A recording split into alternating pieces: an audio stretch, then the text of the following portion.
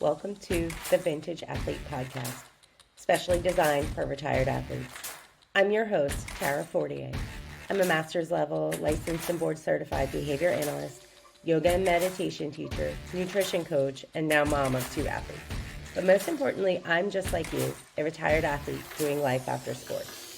Whether it's trying new things that you might be bad at, learning how to feed and exercise your post-sport body without kicking your own butt, or figuring out how to fill that giant hole in your life that used to be filled with practices, coaches, teammates, and the adrenaline rush of your sport, I'm going to drop some unconventional knowledge and strategies on you and do it from a place of love and acceptance. We'll tackle solutions from a unique perspective rooted in mindfulness and acceptance and commitment therapy. If you're a retired athlete looking to create a fulfilling and empowered life beyond your sport, this show is for you. This is the Vintage Athlete Podcast, your game plan for life after sports. So lace up for your next adventure and we'll transition, redefine, and evolve together.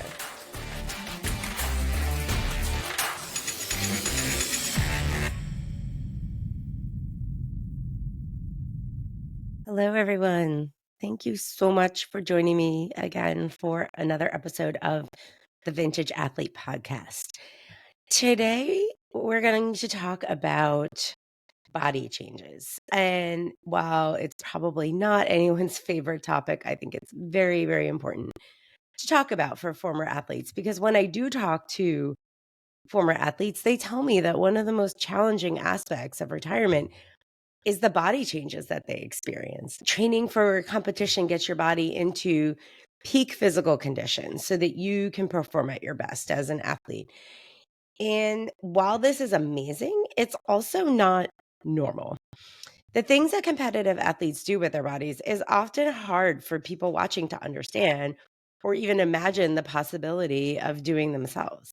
And in order to get to that place, athletes need to train in ways that nobody else at your local Planet Fitness is doing. So, when retirement comes around, former athletes put themselves under this immense pressure to maintain their physical condition. And I can understand why. I did it too. From a behavioral perspective, there are several powerful reinforcers in play here. You put in a lot of hard work to achieve your physical fitness and athletic abilities. And you probably got compliments and positive feedback on how strong and how fit you looked. And that is a reinforcer for most people. When you were able to do things with your body that required significant strength and ability, you won games and medals and tournaments and championships. So all of these things were reinforcing and make us want to keep that same level of athlete fitness that we have when we're active in our sport. Plus, you probably don't know any other way to be if you've been in your sport for a very long time. So, in this episode, I want to talk about ways to navigate this very real challenge and talk about my current experience with body changes now that I'm in my 40s. At this point in my life, there have been 3 major body changes for me. The first is when I retired from sport. And my sport was gymnastics and then also cheerleading in college. So there were huge changes to my body during that time. The second was when I had my 2 children. They were born a year and a half apart. So there were about 3 steady years of major body changes between pregnancy, childbirth, postpartum, and breastfeeding. And then the third one is going on right now, and that's perimenopause. If you're not familiar with perimenopause, it's a time typically in your 40s when your female hormones start to fluctuate and you can experience hot flashes, mood changes, sleep disruption, weight gain, especially in the midsection. And I've pretty much experienced all of these at this point. So, that being said, I've been experiencing body changes throughout my life, and it's still not easy. But I've shifted my mindset to managing these experiences in a way that allows me to be grateful for the body that I have now and to maintain my fitness without kicking my own ass or striving for unrealistic expectations. So, what I'm hoping from this episode is to share my experience and my knowledge with you to help you develop your mindset to navigate these body changes that inevitably come with sport retirement, and do it in a way that's healthy and that's self compassionate. So let's dive in. A lot of an athlete's self worth is associated with their body and their physical abilities. So the pressure to maintain that is often a huge weight that athletes decide to bear when they retire. And there can be many negative consequences to that. Things like aggravating old injuries, or creating new ones, over exercising, disordered eating, anxiety, and depression, just to name a few, right? There's so many potential negative impacts of trying to maintain this level of fitness as a retired athlete. And there's also pressure from the outside to keep looking like an athlete in a very similar way to society's images from marketing and advertising, making people feel like their body needs to look a certain way to be considered beautiful or attractive. The body that people want to achieve is not their body's natural state with a reasonable amount of exercise and a sensible diet. And when they're not able to achieve this standard that others have set for them, they experience all these negative thoughts and emotions. And so I'll go back to my first point. Your athlete body is probably not your body's normal state. When you stop all that hardcore training, your body will move toward a more natural and sustainable state. And that is what is normal. You're probably not going to be happy about it for all the reasons that I just talked about. But trying to maintain unrealistic peak physical condition in retirement can be a big uphill battle for a former athlete who's also working through many other challenging aspects of retiring from their sport. So here's the thing: you can remain fit and healthy and maintain strength, agility, flexibility, and continue to be a super badass without the risks of trying to maintain your competitive athlete body. And let's be real, you don't need to have that body anymore. So many of us former athletes get stuck on and just hold on to this idea that we need to keep this athlete body that served its purpose when we were competing, but doesn't serve that purpose in our life now. So I think it's really important to ask yourself, what kind of body do I need now? Not for sports, but for life. And if you don't ask yourself that question, you're signing yourself up for some potential injury and longer term damage to your body, and also potentially frustration and burnout. So let's start by talking about the physical changes that often occur after retiring as an athlete. If you're still with me here, I'm happy that you're leaning into this conversation because it's not a fun topic and it's one that former athletes would tend to avoid.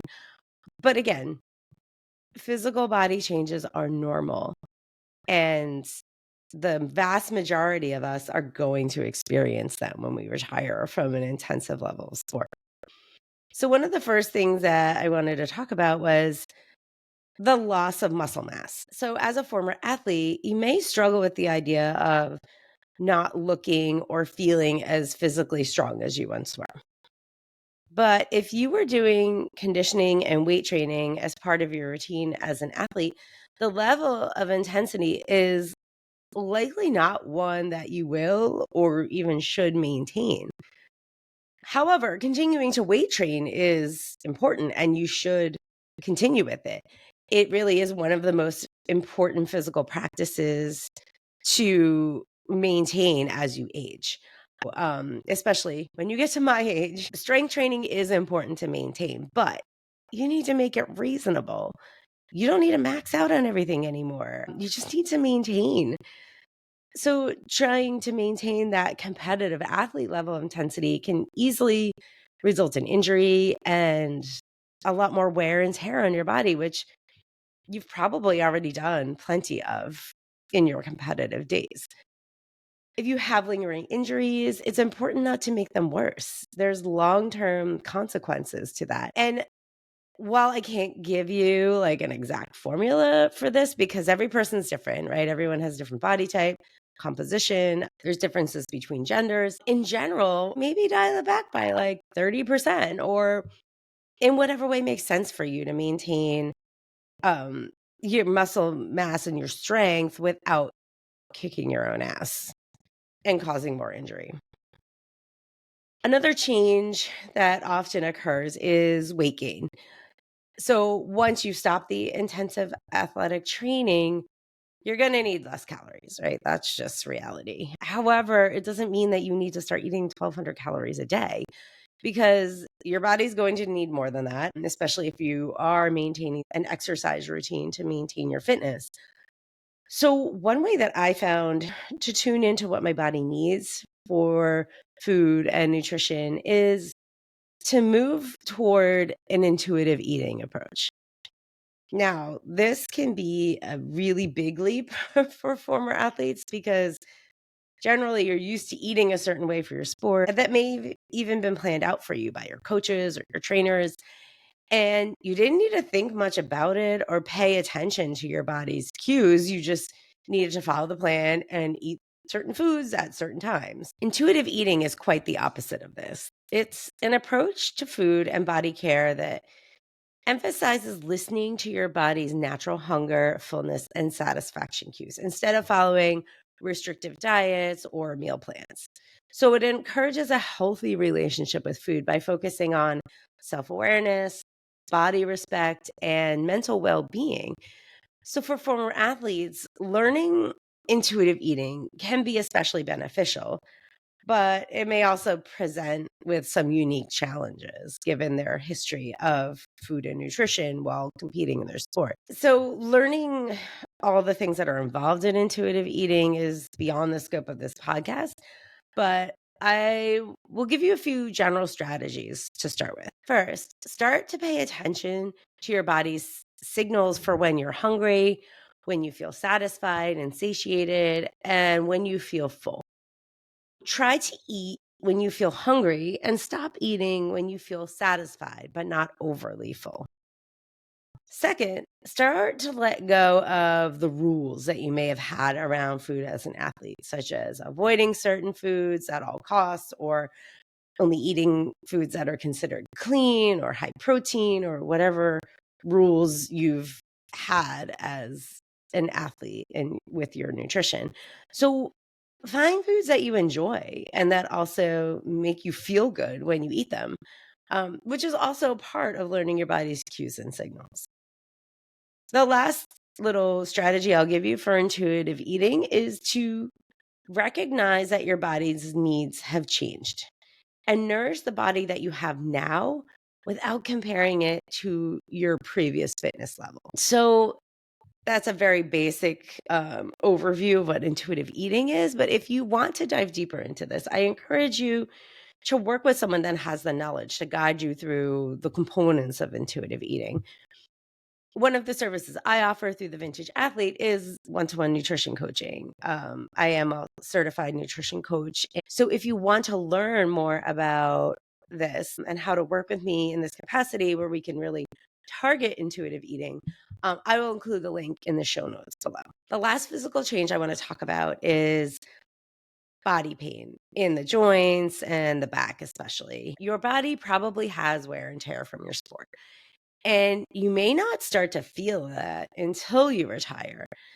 So maybe you woke up one day and you have back pain that you've never had before, or maybe a throwing motion results in shoulder pain when that's not something that's ever happened in the past. This was the case for me. I never injured my back in gymnastics or had any car accidents or other events that would have resulted in a back injury. And then what felt like out of the blue, my lower back started to really hurt when I woke up in the morning. And I had trouble sitting for too long. And this all occurred in my 20s. And so this is something that you might expect at an older age, but I had stressed my body at such a young age that I started to feel it not too long after I retired from sports. So that's when I started practicing yoga. I needed to focus on taking care of my joints and my back through functional movement so that I didn't end up with arthritis when I was 30 years old. What your body needs in retirement is the ability to do everyday things like pick up a child or move some furniture. It doesn't need to run 100 meters faster than the person next to you.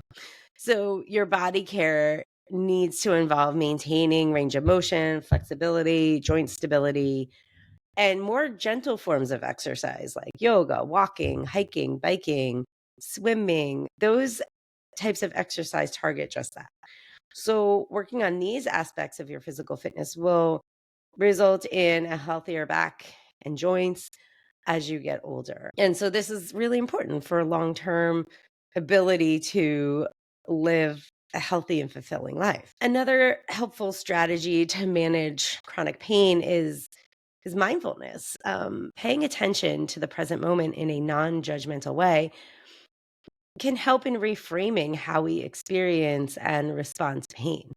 Mindfulness encourages observing pain without immediately reacting to it. And so, by developing this awareness of pain sensations without judgment or resistance, former athletes can break the cycle of fear and frustration often associated with chronic pain. There are studies that show that mindfulness practices can actually reduce the perception of pain intensity. So, when former athletes focus on breathing and staying present, the body's stress response decreases and the nervous system becomes less reactive to pain signals. So, learning how to practice mindfulness can be a really effective way that retired athletes can lessen the negative impact of that chronic pain that they may have on their daily life. So, we talked a little bit about the physical components of body changes in sports retirement. Next, I want to talk about what mindset shifts a former athlete can make to navigate those body changes with self-compassion. So, the first thing is to redefine your definition of health. I think there's an assumption that being an athlete automatically means you're healthy. And during your competitive years, health was often defined by physical strength, peak performance, and rigorous training routines.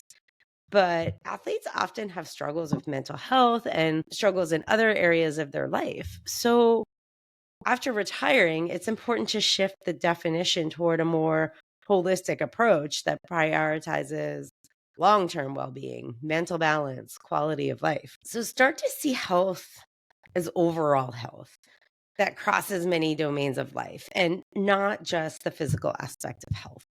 Redefining health to include kindness towards yourself and acceptance of your body's changes can free you from this pressure of physical ideals that we may have and help you focus on overall wellness. Next, I have found it really helpful to stop getting stuck on things that I can't control, especially with the current body changes I'm experiencing, but also with what I've experienced in my younger years. So, you can't control the passage of time, and you can't control the fact that you're going to age. They both inevitably happen. So pretending you're not aging is not helpful. What you can control is how you treat your body and your mindset around it. So think about what actions you can take to treat your body with compassion, love your body, and all of the things it does for you, and be present with the body that you have right now. Finally, practice gratitude. It's really easy to focus on all of the things that your body is no longer doing or can't do. And that just doesn't serve you well at all. It just results in a lot of negative thoughts and feelings. So instead, shift your mindset to being grateful for all the amazing things your body does right now. Make a list of all the things that you are able to do, ones that unfortunately maybe a lot of other people can't. Maybe you can hike up a mountain, or maybe you can play soccer with a group of kids for an hour and bring them joy. Or maybe you can help out a friend who can't lift heavy things and help them move their furniture, move apartments. The list is probably very long. If you actually sit down and make one, I think you'll be surprised at what you come up with. As a yoga teacher, I like to end my classes with a moment of gratitude. I remind my students to be grateful that they did their practice today. I often say something like, Take a moment of gratitude for showing up for yourself today, for the fact that you get to do this when many other people can't. And be grateful for this community and this space that we got to practice in today. And so spending a moment doing this helps change their perspective and their mindset when they walk out the door and into the rest of their day. They are more likely to notice all the things that their body allows them to do throughout their day. So make gratitude a part of your day. When you wake up in the morning, spend a minute acknowledging all the things you're grateful for before you even get out of bed. And then notice what that does for your attitude and your mindset as you move throughout your day. Body changes former athletes go through in sports retirement, such as the ones we talked about, like loss of muscle mass, weight gain, chronic pain, can be one of the most challenging experiences for retired athletes. But know that your body is doing what it knows how to do, which is to get to a state of balance, stability, and sustainability. We discussed some strategies for managing these physical changes, such as moderation in exercise, intuitive eating, practicing mindfulness.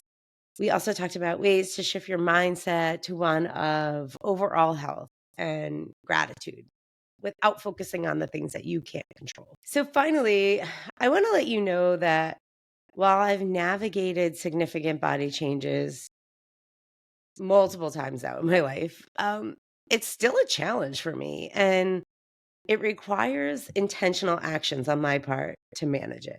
I'm just not all of a sudden like, okay, I'm totally fine with perimenopause. This is great. Love it. I don't feel that way, but I intentionally take actions to help manage that and to help change my mindset and my approach to it. After all, I am an imperfect human, and so are you. And so it's okay to experience hard things, and body changes are hard. But this is where growth happens. That being said, if you find that you continue to have significant struggles with the body changes you're experiencing, seek out professional help. There are people out there like me and many others that recognize that the challenges that former athletes face in life after sports are hard and they can help you. So don't be afraid to reach out to me or any other professional that specializes in working with retired athletes. And if you have any former teammates or know of any other retired athletes struggling with body changes, please share this podcast with them so that they at least know that they're not alone. You can also share on social media to help reach out to other former athletes that are experiencing this struggle as well. I would love to hear your thoughts on this topic, maybe the experiences you had with navigating body changes, or any tips you have for developing self-love and self-compassion. So please leave a comment below. Remember, you are so much more than an athlete, and you and your body can do incredible things. Love who you are right now, and thank your body for all of the amazing experiences it gave you in the past and the ones it's giving you right now. And continue to be compassionate with your body so that it can continue to allow you to do what you want to do in the future. Thank you so much for listening today, and I will catch you in the next episode. Until then, keep evolving. You have officially crossed the finish line of this episode of the Vintage Athlete Podcast. Congrats. I hope you're feeling empowered to live your best life after sports. And remember, you are not alone in this journey. If you enjoyed today's episode, please subscribe, rate, and leave a review. Your feedback not only helps improve this podcast, but also helps other retired athletes find our community. Stay connected with me on Instagram at vintage.athlete for daily tips, inspiring stories, and to share your own experiences. I'd love to hear from you. Thank you for being a part of the Vintage Athlete team. Together, let's continue to find balance, build fitness, and redefine success in this exciting new chapter. I'm Tara Fortier, and I can't wait to connect with you again next time. Until then, keep evolving and keep creating your legacy beyond the game. Take care and see you next time on the Vintage Athlete Podcast.